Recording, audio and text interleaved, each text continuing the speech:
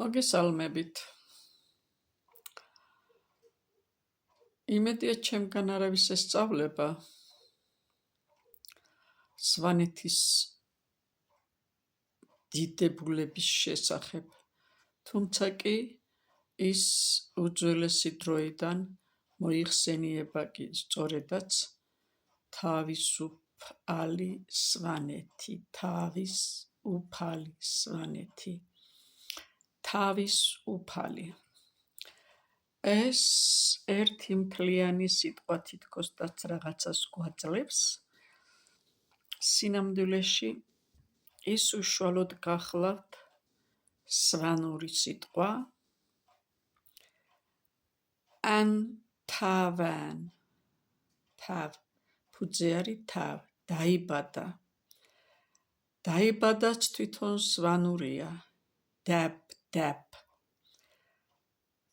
როდესაც ახალ წელს ერთმანეთს ლოცავენ სვანები, ისინი იტყვიან დაბ-დაბალამზრს, მავახოჩახოცვიბდედს, ანუ დაბადების მოწყალე ღმერთმა ყველაფერი საუკეთესო გიბოძოს.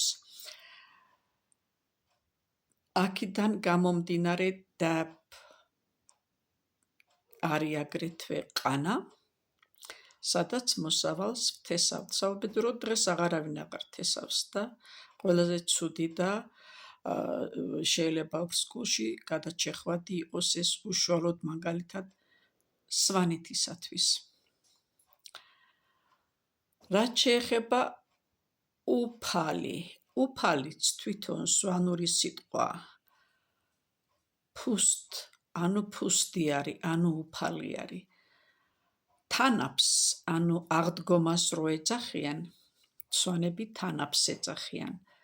თან აფს ეძახიან, იმიტომ რომ როდესაც ცის ნათელი გამოჩნდა, თვალმა იხილა იგი. თან ასომთავრულშიც გვაქვს თლასოს ქვია ოფიციალურად, ხოლო სვანურად იგი თვალს ქვია, თან ახ. უღელტეხილზე იტყვიან სვანები, თან ახ, ანუ თან აღარ, ანუ თან აფხარ, თან აფ, თან აფხარ.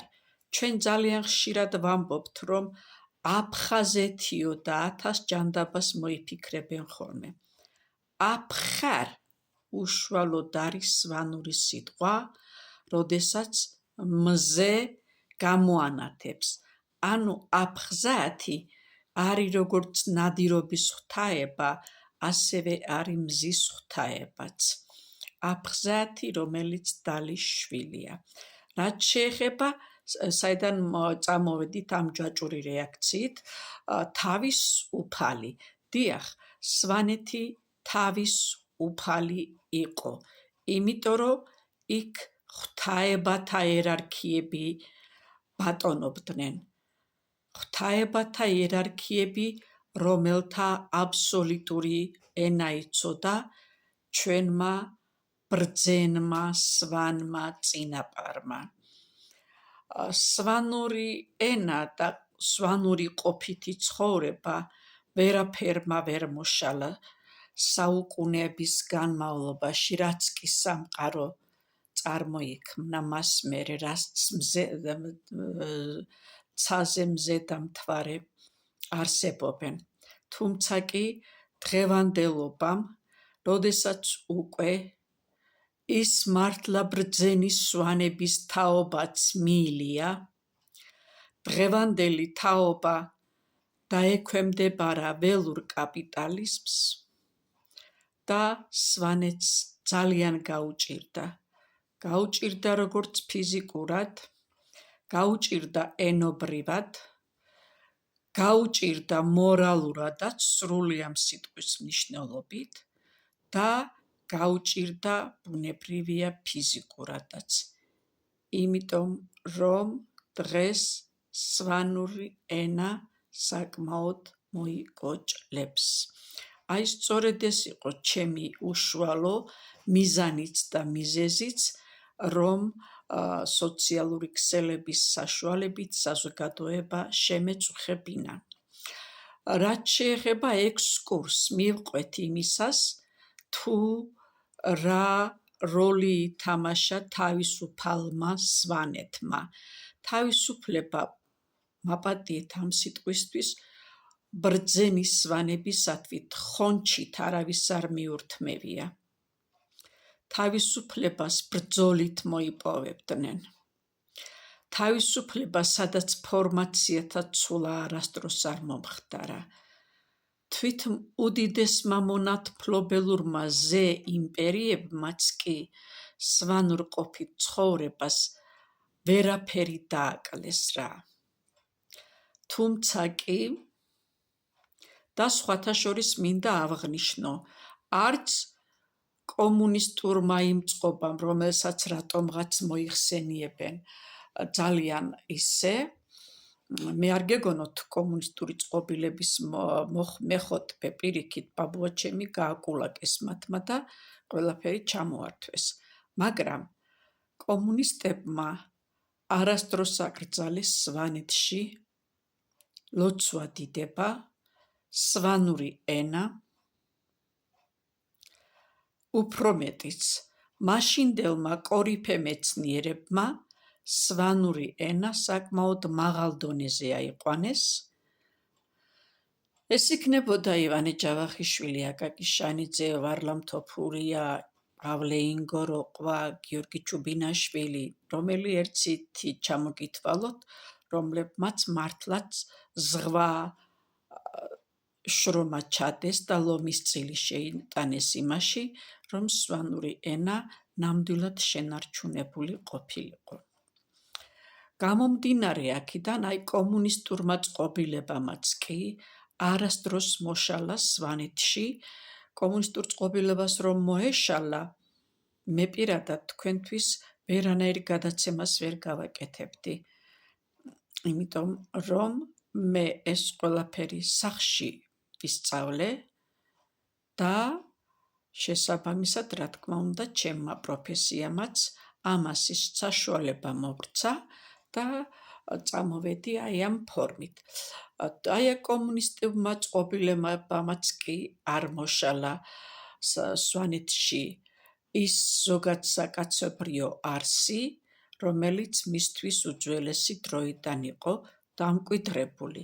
თუმცა კი დღევანდელმა ველურმა კაპიტალიზმმა აბსოლუტურად ყველაფერი მოშალა როგორც ალბათ სვანური ადათობრივი სამართალის გარკვეული წესები, იმიტომ რომ მიწა ყველაზე და ყველაფერზე იყიდება, რასაც სვანური სამართალი ვერასდროს და არასდროს არ დაუშვებდა, შესაბამისად მოშალა მან იერარქიული არსებობა, მოშალა მან სალოცავებში, ეკლესიებში თაყვანისცემით შესვლის უპირველესი სტატუსი და მაპატიეთ ამ უხეში გამოთქმისათვის ყველა მიშლიგინობს ეკლესიაში, როგორ და რანაირად, ან რა ფორმით, მაგას უკვე აღარავინ აღარ კითხულობს.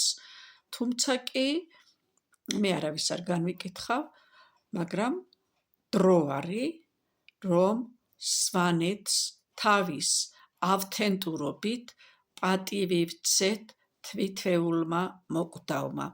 იგივე მეორდება ეთნოგრაფიაშიც, ამის წინებზეც მოგახსენეთ. იგივე მეორდება სვანურ ქუდთან მიმართებაშიც. და არ შეიძლება ხუნათესვას ხომ ყველა მოეშვა. თუმცა კი არ შეიძლება ისეთი ქცევები და არ შეიძლება რომ განადგურდეს ყველაფერი ავთენტური და ყველაფერი გაიცვალოს რაღაც ველურ კაპიტალზე, რომელიც დღეს გაქვს და ხვალ შეიძლება არ ჰქონდეს ადამიანს. ავთენტურობა აუცილებელია, სვანური ავთენტურობის შენარჩუნება აუცილებელია. ეს იქნება ეთნოგრაფია, ეს იქნება მშენებლობა, ეს იქნება ხელსაქმე, ეს იქნება ქუდი, ეს იქნება მურყვამი, ეს იქნება უპირველესად ეკლესია, ყველას სჭირდება თავისი შესაბამისი დაცვა, მოვლა, პატრონობა. ამიტომ ჩემი თხოვნა იქნება საკმაოდ აქტიური თხოვნა იმისა, რომ არ შეიძლება სვანური ენის და სვანეთის კუთხის ავთენტურობა შელახულ იქნას. მეკითხარით თქვენ არც ერთმა ფორმაციამ, აი თვით მონათმფლობელურმაც ვერ შეარყია თავისუფალი სვანეთის მიჯნები, თუმცა ვერც ფეოდალიზმმა სხვათა შორის, თუმცა და ვერც კომუნისტურმა იმ წყობილებამ, რომელიც არსებობდა, თუმცა ამ ველურმა კაპიტალმა ნამდვილად არა მარტო შეარყია, არამედ ერთიანად მუსრი გაავლო სვანურ ავთენტურ ყოფით ცხოვრებას და დაუქვემდებარა საკმაოდ მდარე ხარისხის ისეთ ცნობიერებას, რომელსაც დღევანდელობა ემსახურება. მე აღარ დავკონკრეტდები ამის შესახებ, თუმცა კი დროარი მივხედოთ თითოეულმა ჩვენმა ამ